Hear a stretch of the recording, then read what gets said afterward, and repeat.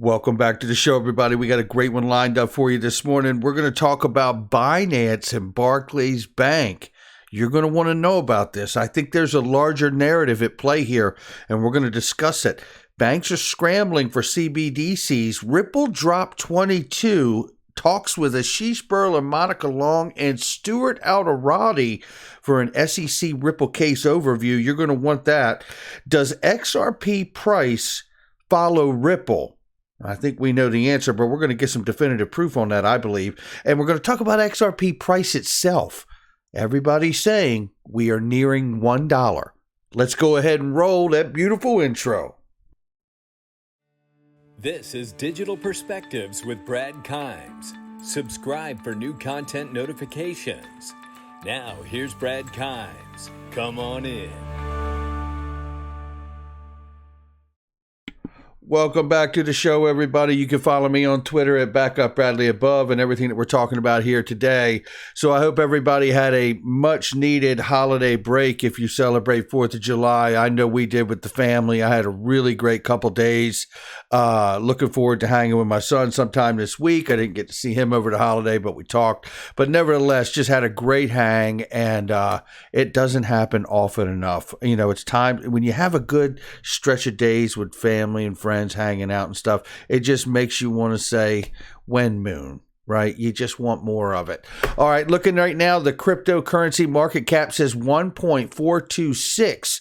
We've seen a little bit of money return, about 20 billion or so return since yesterday into the space. Again, the high for the cryptocurrency market is over 2.5 trillion. So there's still more than $1 trillion of old money missing from this space. Right now, we see a little bit of a conflicted market this morning. Let's just go down and look at XRP. XRP sitting at 65.93 is where we're at.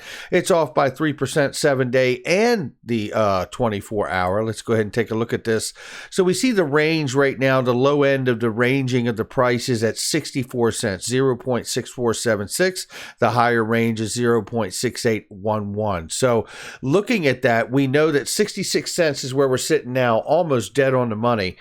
And we know that that is a huge resistance line for XRP. And we've been here for a couple days now. And, you know, usually the longer we sit at a resistance line, the more chance we have of rolling over and going down to the next lower support level in price. What's interesting here is that we really have hovered right at this level all through the weekend, and that has surprised the daylights out of me, to be honest with you. So before we get out of here today, we'll take a look at where we need to go in order to chase down that dollar XRP. Let's go ahead and get into the news. We got a lot to break down this morning. Whoa, looky what we have here. This is leverage tokens launched by BitTrue. Check this out because this is getting interesting.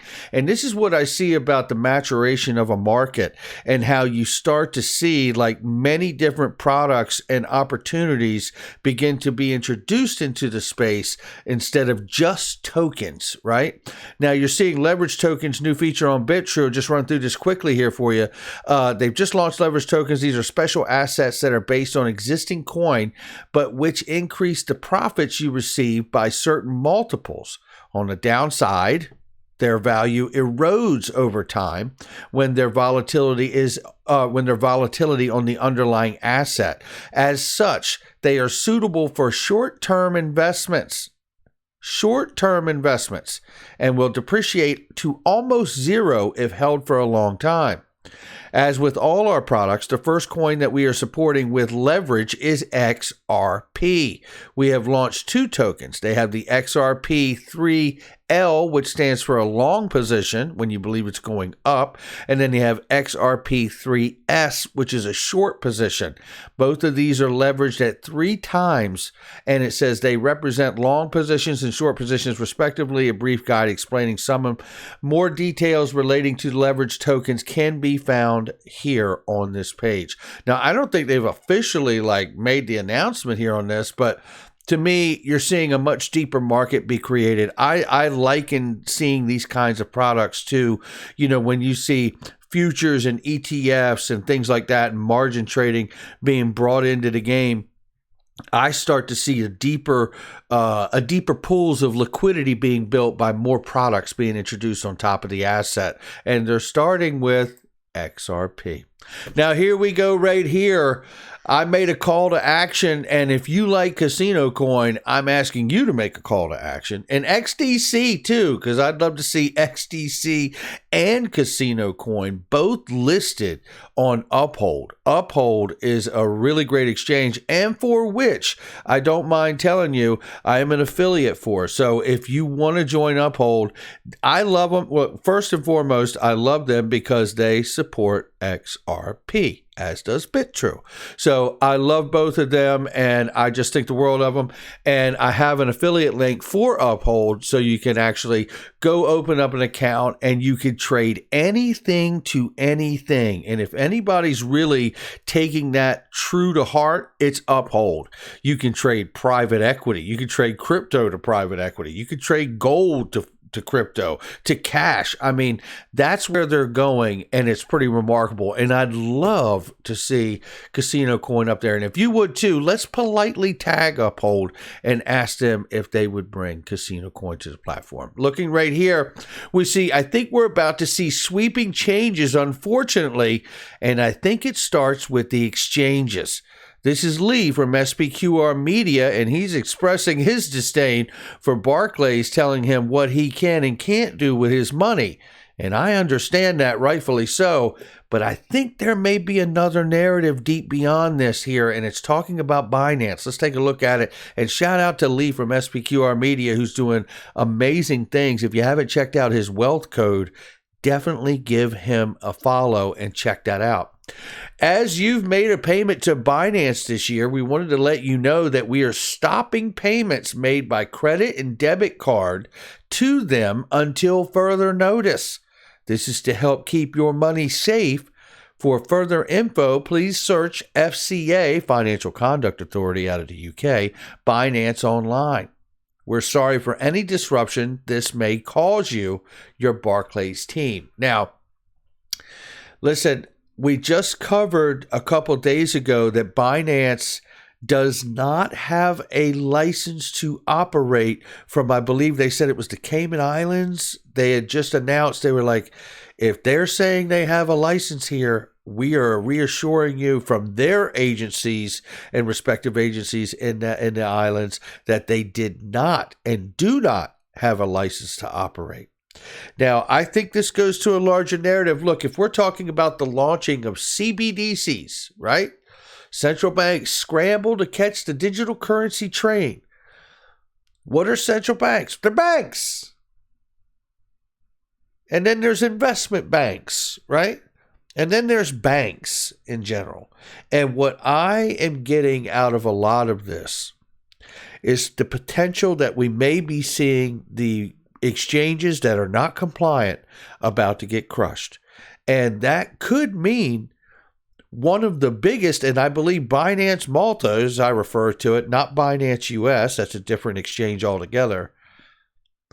Binance Malta may be staring down the barrel of becoming that poster child of just such an event. If they are not properly licensed to operate, this could be very bad.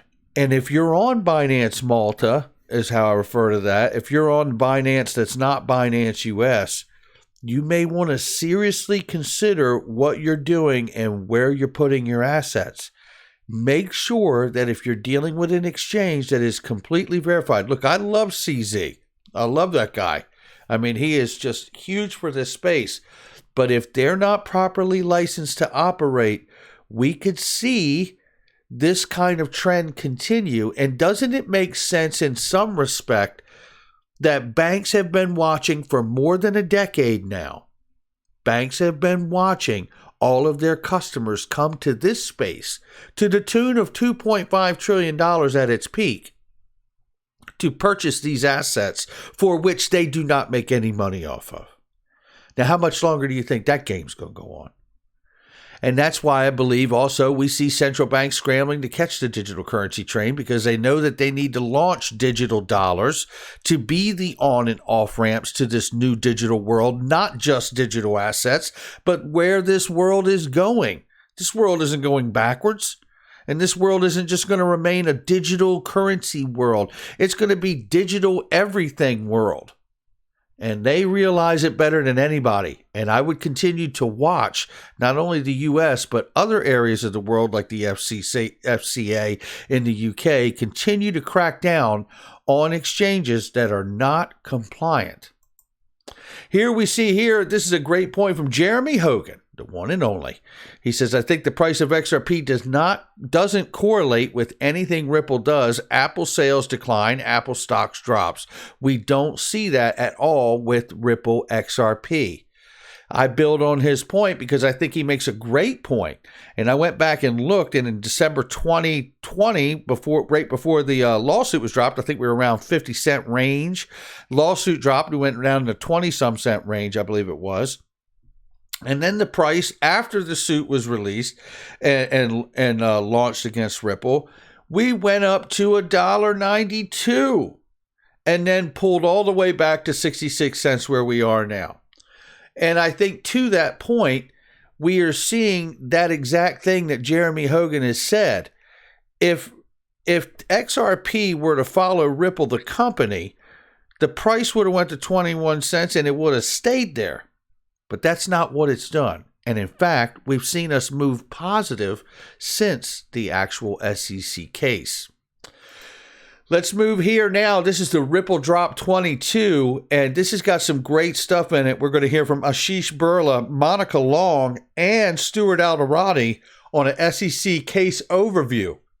Let's pick this up now. And shout out to Reinhard Kate here, who's laying it down and capturing the information for us. We start right here about ODL used for internal treasury. And I think this is important because I think people could be doing, and Quincy Jones, when I spoke with him on the channel here, and shout out to you, Quincy. I hope you're doing well, my friend. He mentioned this kind of approach, that banks could be using it on an internal basis and not an external basis. And that could be a very positive thing for us that's not affecting price, but helping the efficiency of the bank itself on the inside of their business model. So let's take a listen here and hear what he has to say.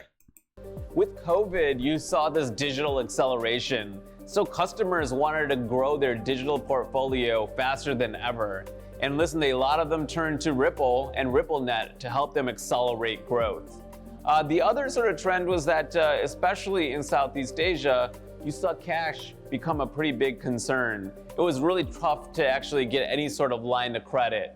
And that's where the power of not only using Ripple and on-demand liquidity for payments, but then also using those same products for a line of credit as well.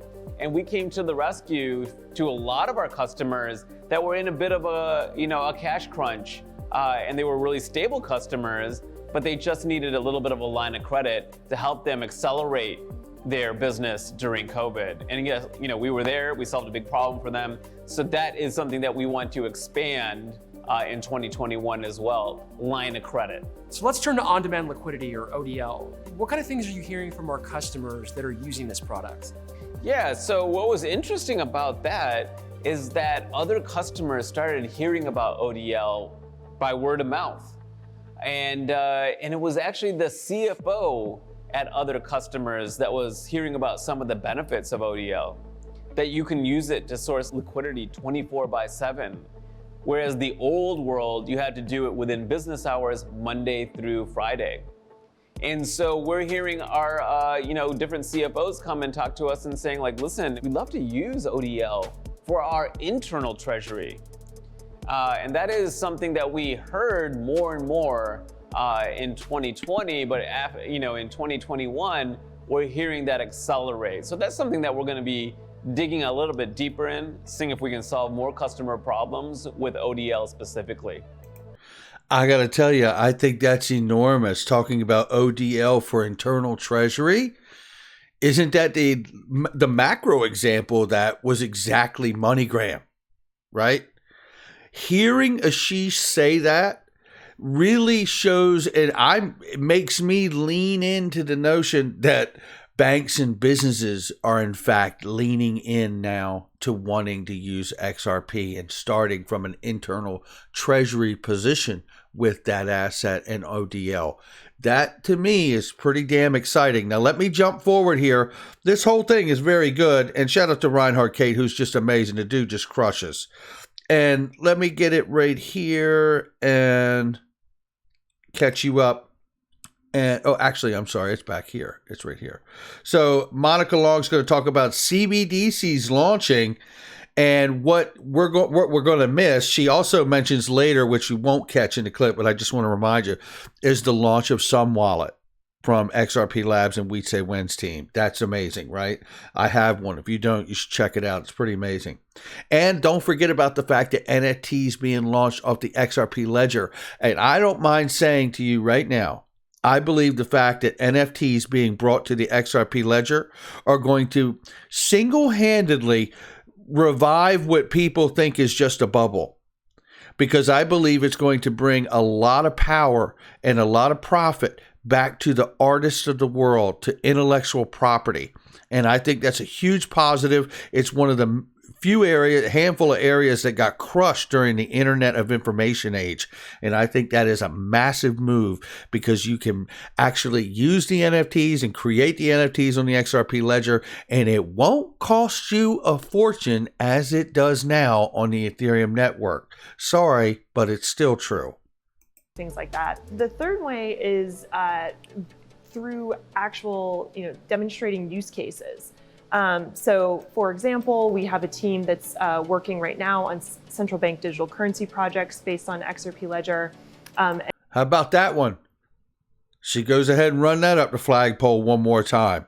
Central banks creating CBDCs on the XRP Ledger. Don't believe it. It's still true. And we're hatching new ideas related to use cases. And then the last component is liquidity infrastructure, because we know for developers to bring their ideas to life and to bring their businesses to life, they need a lot of key infrastructure components like wallets and fiat on and off ramps, etc. What are you looking forward to with Ripple? And there we have it. So your liquidity to create new use cases. That's what they're doing, backing developers, right?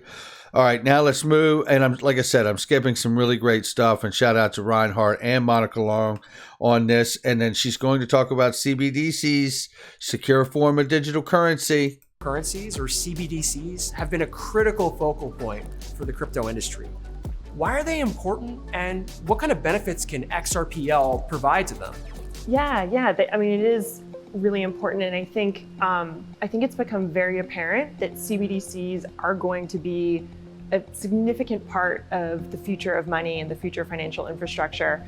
I think the big innovation here is a very secure form of digital fiat currency. We're wading into those waters. We're engaging with central banks around the world on the topic.